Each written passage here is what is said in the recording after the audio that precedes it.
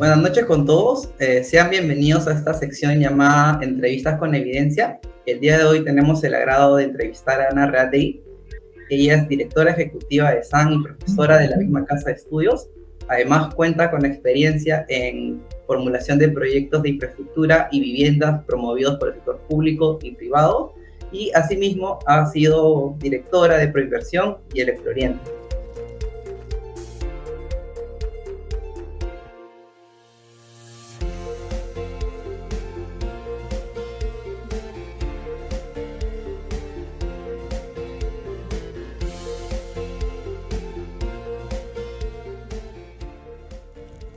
¿Qué tal, Ana? Buenas noches y muchas gracias por aceptar nuestra invitación. No, muchas gracias a ustedes. Un placer conversar con gente joven y que va a ser la encargada de dirigir el país pronto, ¿no?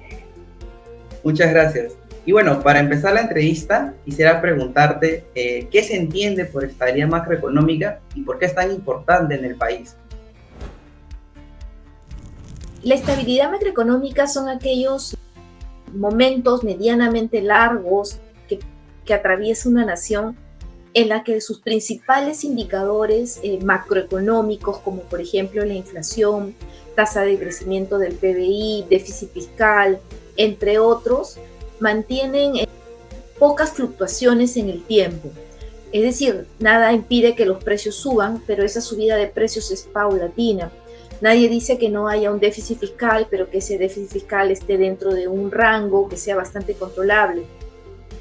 Cuando esos procesos suceden por largos periodos de tiempo, entonces podemos hablar de que hay una estabilidad macroeconómica en un país y termina siendo muy importante porque, por ejemplo, nosotros los seres humanos tomamos decisiones de tipo microeconómico, como ir a comprar algo a la tienda que me hace falta, pan, leche, lo que fuera, y de repente me ubico más en el mundo microeconómico, en el mundo de los precios, en los que, por ejemplo, no me interesa cuánto es la inflación, no me interesa cuánto es el precio del dólar, porque sé que siempre anda por ahí dando vueltas alrededor de un mismo número. Y solo el saber que está estable me permite tomar decisiones de mediano o largo plazo. Por ejemplo, se me ocurriría de repente tomar un crédito para comprarme un automóvil y tal vez el crédito lo haga a 5 años, por decir algo. Si no hubiera estabilidad macroeconómica, es difícil que una persona, por ejemplo, acceda a un crédito. Para empezar, tendría miedo porque me lo podrían hacer en dólares o las tasas de interés comienzan a subir. Y el miedo sería mucho peor si, por ejemplo, se me ocurriera comprar un departamento o una vivienda, porque ahí sí, sin estabilidad macroeconómica, no existe la posibilidad de créditos hipotecarios, porque precisamente para largos periodos de tiempo, como el que uno necesita para poder pagar una vivienda, entonces se necesita que los indicadores agregados, como por ejemplo inflación, tasas de interés, o fluctuaciones del tipo de cambio, vayan con mucha estabilidad. Aparte, bueno, muchas gracias por la introducción. Por ejemplo, ¿no? Nosotros hemos visto que en evidencia que hay un reporte, que es el reporte de competitividad global, donde señalan, bueno, 2019 Perú se posicionaba como primer lugar en lo que es estabilidad macroeconómica, ¿no? ¿Qué factores pudieron contribuir para construir esta estabilidad? Fueron varias medidas que se toman en los últimos, yo diría, 30 años, decisiones tal vez un poco duras en su momento, pero que se hicieron y fueron las bases de lo que se ha disfrutado especialmente durante el siglo XXI, ¿no? En términos macroeconómicos estoy hablando, ¿correcto? Entonces, por ejemplo, decidir que ya no se iba a hacer emisión de dinero inorgánico. Es decir, cuando el Estado emite, hoy día el Banco Central emite dinero, ha salido los 10 soles de Chabuca Granda, etcétera, ¿no? Y siempre lo hace. Eso se llama dinero orgánico, porque viene de la propia producción del país. Entonces uno tiene producción y tiene dinero. El dinero debe de calzar con la producción, pero y ahí decimos que es orgánico, ¿no? Pero cuando es inorgánico es porque hay un nivel de producción como de 4, pero hay dinero como 64, ¿no? Entonces, todo ese descalce es lo que se llama dinero inorgánico, que es lo que existió en los 80s. Entonces se toma una gran decisión y, por ejemplo, es parar este tema que los peruanos acuñamos como la maquinita, y también decidimos entrar en un proceso de recuperación del déficit fiscal del Estado, por ejemplo. Mejorar la recaudación fiscal, de la que hoy día estamos hablando tanto, ¿no? Mejorar la recaudación fiscal, corregir el déficit fiscal en el que incurrió el Estado peruano, el gobierno del Perú, nos trajo demasiadas malas consecuencias. Entonces, mejorar la recaudación, tener estabilidad tributaria, lograr tener un marco atractivo para las inversiones, controlar la inflación, ¿no? Son algunos de los grandes temas, diría yo que tal vez los 4 o 5 más importantes que permitieron que el Perú entrara en un proceso de estabilidad. Y estos agregados macroeconómicos, ¿no? El nivel de deuda, el nivel de precios, producción, ¿cómo se han visto afectados por la pandemia? Yo diría que las cosas se usan cuando se necesitan, ¿no? Parece una tontería, pero a nosotros nos ha resultado muy bien durante la pandemia.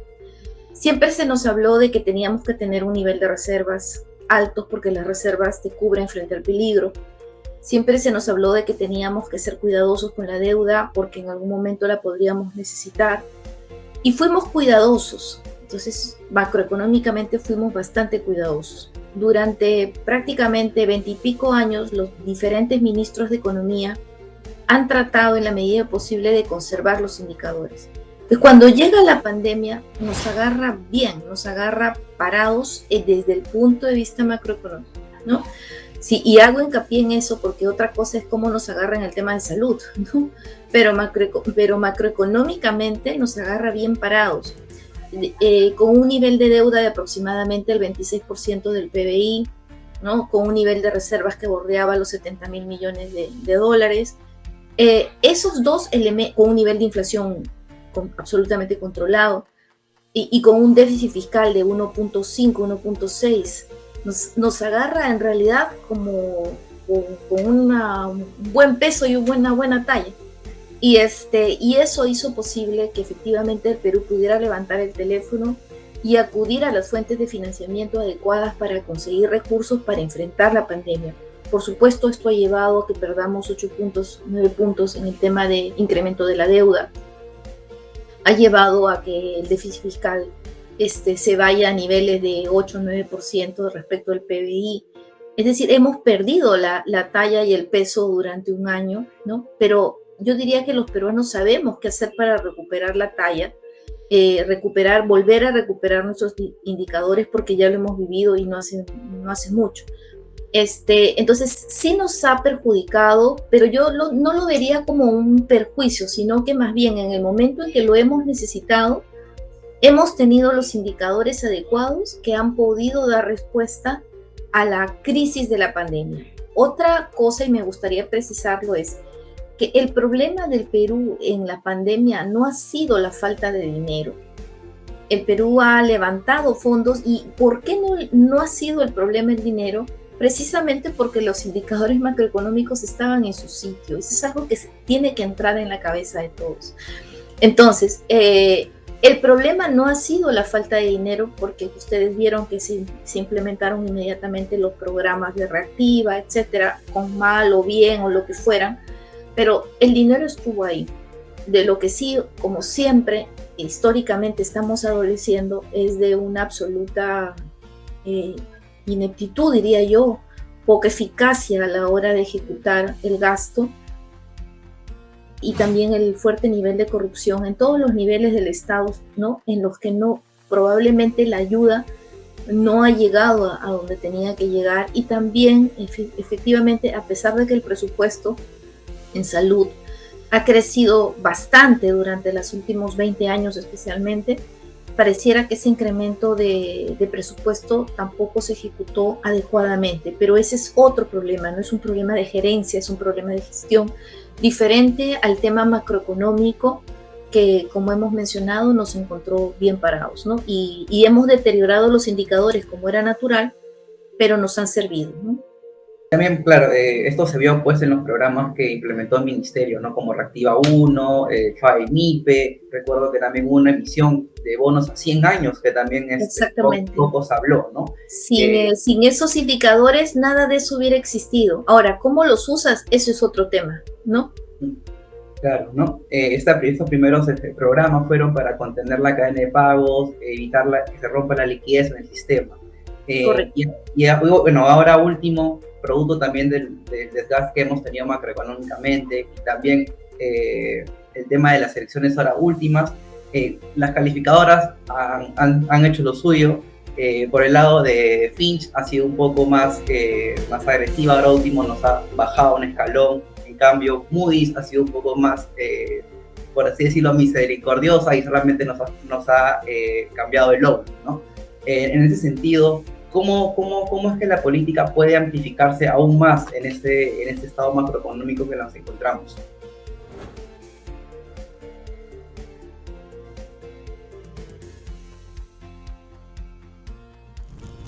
Yo creo que la política lo que está haciendo es que perdamos una gran característica, y es el hecho de que podamos ser predecibles, ¿no?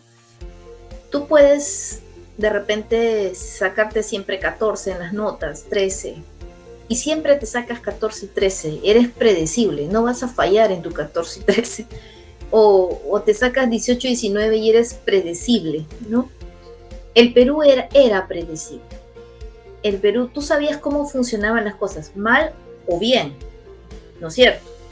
Perfecto no, pero mal, bien, en algunas cosas mal, en algunas cosas bien, pero predecible. Y esa posibilidad, como buenos estadísticos ustedes, esa posibilidad de estimar o predecir, estimar es la palabra correcta, te hace posible que tú puedas avisorar negocios en el mediano o largo plazo. Puedas establecer un flujo de caja 20 años, ¿no? Ahora, ¿con qué valor harías un flujo de caja a 8, ¿no? A 8 años, ¿no? Si no sabes exactamente cómo va a terminar el tipo de cambio, la inflación o lo que fuera. Entonces, si te das cuenta, el hecho de que la política interfiera y nos vuelva poco fiables y perdamos estos indicadores de estabilidad macroeconómica, lo que provoca es que, para empezar, las inversiones se retraen, y las que haya, ¿no?, ya no serán de un horizonte de mediano o largo plazo, sino que lo que va a provocar la inestabilidad y la poca predictibilidad es que el horizonte de evaluación de un flujo de caja comience a disminuir. Y eso lo que va a provocar son solamente empleos de corto o mediano plazo.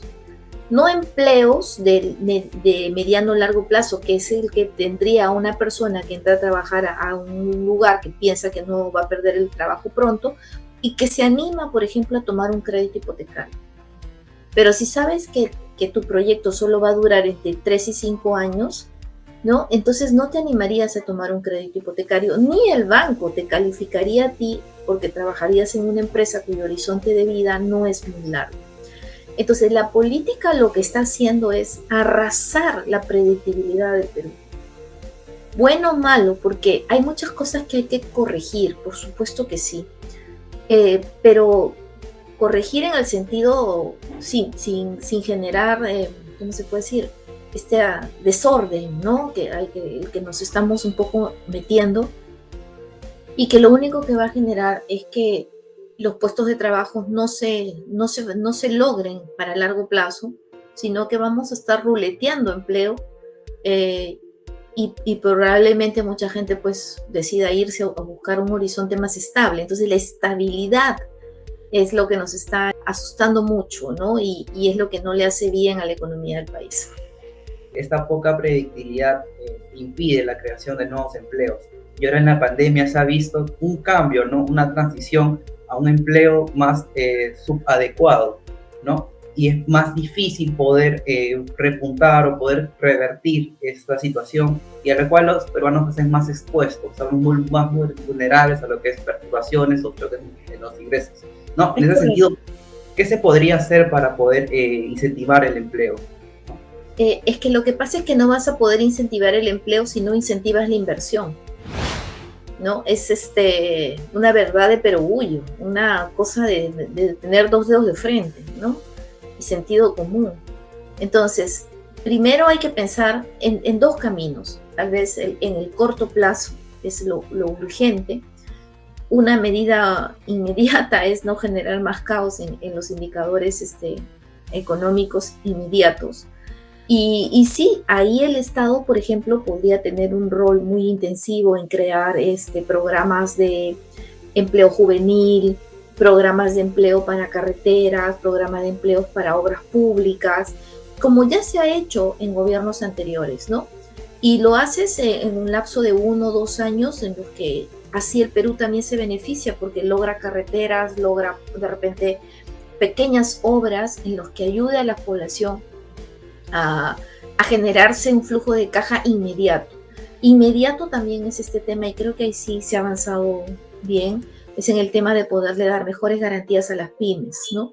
Esto es urgente en el corto plazo, pero en el mediano largo plazo lo que se tiene que hacer es provocar, atraer inversionistas nuevos, porque es como tú tienes como una trenza, ¿no?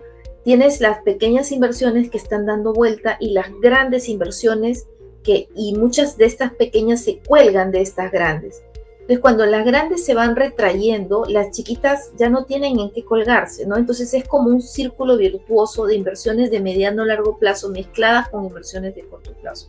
Para el largo plazo está claro que el Perú en este momento ha perdido esa capacidad, los indicadores que tú mencionabas al iniciar, ¿no? O sea, somos campeones en los indicadores macroeconómicos, tal vez este año ya no tanto, ¿no? Entonces yo creo que todavía tenemos buenos indicadores macroeconómicos, estamos en un punto en el que podemos todavía mantener esos niveles, pero como bien decías, las calificadoras ya nos están bajando el rating, y si continuamos así es crónica de una muerte anunciada, ¿no?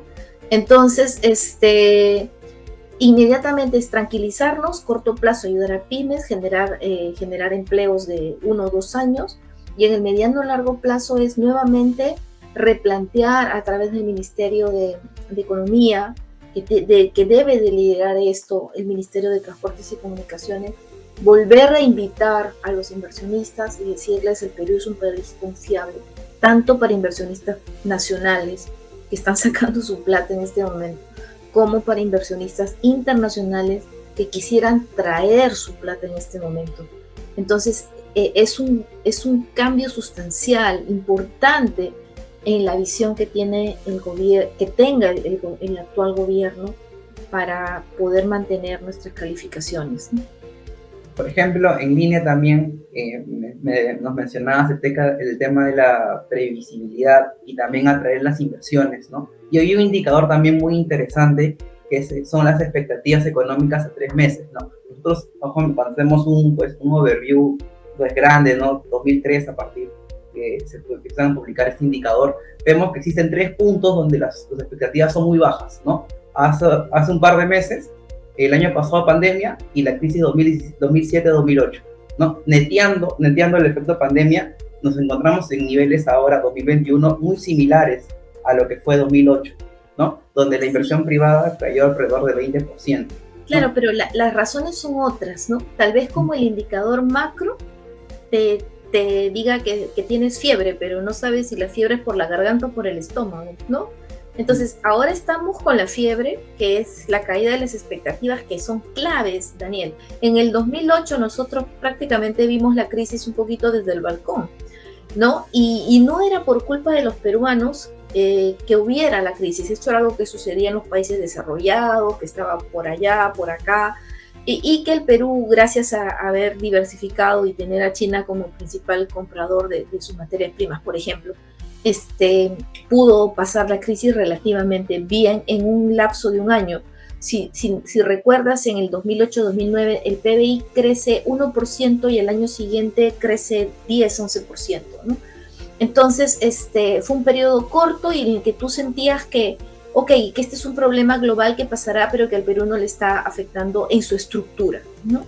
Hoy día estamos frente a una situación en la que está socavando las expectativas económicas de los peruanos, por razones que son en buena medida nuestra responsabilidad. de nuestra competencia, de las cuales no les puedes echar la culpa a los países desarrollados. Entonces, es un escenario completamente diferente, aunque las expectativas estén en el piso. Entonces, hoy día estamos pasando por un proceso de cambio estructural en el que los peruanos estamos pensando, sobre todo ustedes, los más jóvenes, no como yo, que ya estoy mayor, que voy a decir que me voy a ir, no me fui en los 80, menos me voy a ir ahora, ¿no? Pero de repente hoy día muchos jóvenes empiezan a decir, ¿por qué no me voy? ¿Por qué no me voy? Eso es un cambio de mentalidad increíble, de un cambio de estructura fuerte. Y igualmente estar pensando en que si ahorro en dólares, que si me endeudo en soles, esas eran cosas que ya habían un poco pasado de largo durante los últimos, yo diría, 17, 18 años. Entonces, el tema de las expectativas, como los economistas hablamos mucho de este tema, termina siendo pues darte en el corazón, ¿no? Entonces, volver a confiar, ¿no? Volver a que se calmen tus expectativas económicas requiere de un liderazgo de nuestras autoridades, de un ministro de Economía que salga y nos diga, tranquilos, la cosa está bien, por esto, que salga un presidente y nos diga, tranquilos, la cosa está bien, por esto. Y son cosas que no están sucediendo en este instante, ¿no? También para seguir con el tema de las expectativas, vamos también ahora a un tema que también le está preocupando mucho a los peruanos, que es el tema del nivel de precios, ¿no? Ahora vemos ahora último que las expectativas inflacionarias ya están por encima del rango superior meta del Banco Central, ¿no? Claro que hay factores más que todo ligados a la oferta, el Banco Central ya quiere implementar políticas, ¿no? Por el lado de expectativas, no subida de tasas, ¿no? Anunciadas. ¿Cuál es tu view, tu panorama con respecto al nivel de precios? Bueno, si bien la inflación no es dramática, ¿no? Porque nos, como decimos los antiguos, inflación la de mis tiempos, ¿no? Claro, tener un 5 o 6, pero también es verdad que los peruanos mayores sabemos que pasar de 5 o 6 a 15 y luego 25 y luego a 50 sucede muy rápido, ¿no? Creo que estos 2 meses que vienen van a ser difíciles, Daniel. Se anuncia el paro de transportistas, y esto va a romper la cadena logística, probablemente genere desabastecimiento y eso genera inflación de oferta, ¿no es cierto? Como bien sabes.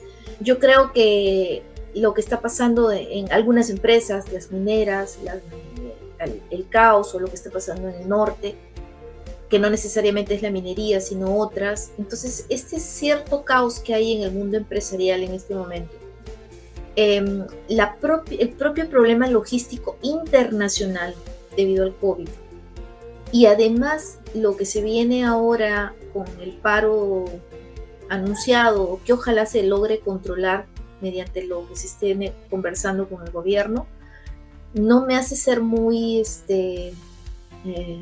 optimista respecto a cómo cerremos el año con la inflación. Es probable que estemos, si es que esto se concretiza, estemos bordeando otra vez el 5 como año, ¿no? Porque se esperaba un 3.6 anual 2021, 3.5, 3.8, no 5, ¿no? Pero si esto no se controla, no puedo pensar que estemos en el rango meta, no me parece. Bueno, entonces todo esto sería más que todo a factores idiosincráticos, ¿verdad? Yo creo que es una mala comprensión de la economía. Yo creo que ojalá economía de la buena se enseñara en los colegios, ¿no? De repente una buena evaluación de proyectos en quinto de secundaria nos ayudaría mucho a no meter a no cometer errores con nuestro dinero. Y el curso de economía también. Yo creo que es pensar que la economía no es una ciencia, ¿no? Es pensar que la economía yo la puedo manejar como yo quiera sin considerar que es una ciencia social, pero es ciencia. Y como toda ciencia está sometida a las leyes y la principal es la de la oferta y la demanda, ¿no? Entonces, cuando no tienes clara la comprensión de cuál es el rol del Estado, cómo se forman los mercados, cómo fortaleces la oferta, cómo provocas que la demanda vaya por más, ¿no? No entiendes el mercado, entonces se te ocurren hacer muchas cosas en las que tú en el cortísimo plazo piensas que está bien, pero que no estás analizando absolutamente el comportamiento empresarial ni tampoco el comportamiento del consumidor. Entonces, yo creo que ahí está faltando, y obviamente hay intereses políticos. Yo tengo un profesor en ESAN mayor que yo, que siempre dice, detrás de los más altos ideales se esconden las más bajas pasiones, ¿no? Y y creo que en este momento muchas cosas políticas se están sobreponiendo a la economía. Y la economía se va a resentir porque probablemente no se estén cumpliendo sus leyes, ¿no? Sus principios. Claro, y bueno, ya para llevar la última parte, este no cumplimiento, ¿no?, de las leyes. Por ejemplo, nosotros vemos el tipo de cambio, ¿no?, que es una variable que es muy correlacionada con el precio del cobre. Ahora hemos visto, ¿no?, que el precio del cobre está por encima, o sea, estos últimos meses ha estado subiendo, pero el tipo de cambio también ha estado subiendo, ¿no?, dado que había una relación inversa. ¿Cómo ves también el dólar para estos? Claro, lo que pasa es que el dólar viene obviamente por la balanza de pagos, perdón, vamos a ir en orden, por la balanza comercial, ¿no es cierto? Tú dices, claro, si las exportaciones están tan bien en el tema minero, poniendo paréntesis lo que está sucediendo en este momento con la minería, pero bueno, si la minería está recibiendo en este momento precios altos, entonces debiéramos tener un saldo de balanza comercial positivo, y eso ayuda a que baje la presión de tipo de cambio. Hasta ahí estamos de acuerdo. Solo que no estamos seguros de que si todos los dólares están regresando. Tendríamos que ver la balanza de pagos, ¿no? Porque yo puedo vender, pero no significa que todo el dinero me lo paguen en el Perú, ¿no? Entonces ahí hay un tema. Es probable que muchos de estos fondos, una parte viniendo al Perú y otra parte se estén quedando en otro lugar. Es que, dicho sea de paso, eso pasó en los 80, ¿no? Vamos a poner un supuesto, y el supuesto es que tenemos una balanza comercial positiva y que todos los dólares están ingresando. Por lo tanto, no habría una presión inflacionaria, una presión de tipo de cambio por ese lado. Pero también los dólares venían al Perú por el fuerte incremento de las inversiones extranjeras directas, ¿no? Esa pata la hemos perdido. Esa pata de que vinieran dólares porque inversionistas están tomando algún proyecto, porque están abriendo un nuevo negocio, comprando una empresa. Esa parte de inversiones ya no lo tenemos. Entonces es como que una de las puertas se nos ha cerrado, ¿no? Y hay otra cosa que ha pasado. Muchos peruanos y muchos extranjeros que están en el Perú, más bien están sacando los dólares. Entonces es como que no entran por nuevas inversiones, pero están saliendo para invertir, no sé, en Ecuador, ¿no? Entonces están saliendo. Entonces, ¿qué te queda? Te queda la balanza comercial. No, te queda la balanza comercial como única fuente en la que está proveyendo de dólares a la economía. Entonces tenemos que cuidar esa balanza comercial, porque ahí es donde entra el flujo de dólares. El Perú no produce dólares, son ellos los que los traen, los agroexportadores, los pesqueros, los mineros. Si esa puerta encima la trancamos, tú te imaginas, mira, no hay que ser un genio, ni siquiera estudiar economía para darte cuenta, ¿no? Si las manzanas empiezan a escasear, subirá de precio. Punto, eso es. Entonces, no tienes inversiones, están saliendo dinero del Perú, la balanza comercial soportada fuertemente por la minería en este momento, que está boyante, ¿no? Que la balanza comercial es positiva, qué bueno, por lo menos ahí hay dólares y no debiera de haber una presión. Entonces dices, sí, pero si también afectas a esta actividad o a estas actividades, crónica de una muerte anunciada. Dice, bueno, pero te quedan reservas, ¿no?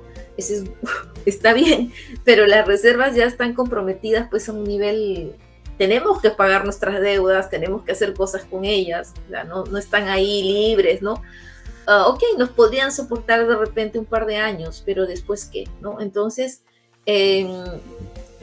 respecto al tipo de cambio, tendría que suceder realmente un reordenamiento del pensamiento económico actual para esperar que la divisa se mantenga estable. Yo creo que el Banco Central, el propio MEF respecto de esto, están tratando de manejar bien la volatilidad del tipo de cambio, pero ellos no son los que gobiernan la política fiscal, ni son los que gobiernan las inversiones, ¿no? Ellos solamente están, en el caso del Banco Central, solo de la política monetaria. Entonces, la política fiscal o la promoción de inversiones no la ve el Banco Central. Entonces, no le podemos achacar a él la responsabilidad, ¿no?, que no le corresponde. Entonces, estamos en un problema crítico. La conversación que estamos teniendo en este momento nos llevará a pensar que más bien existe una mayor probabilidad de que el tipo de cambio suba a que el tipo de cambio baje. Es una probabilidad, ¿no?, debido a los acontecimientos que estamos observando. Genial, genial, Ana, de verdad, muy, muy interesante, también muy provechoso también para nosotros poder tener este view también, ¿no?, de tipo de cambio, nivel de precios, empleo. Realmente, muchas gracias por tus respuestas, muchas gracias también por tu tiempo, y también a los chicos que nos están viendo, decirles que dejen su like, suscríbanse al canal, y pronto también vendrá más contenido. Bueno, muchísimas gracias. Gracias, espero que haya sido agradable para todos. Nadie es dueño de la verdad, pero siempre escuchar a otras personas también ayuda, ¿no?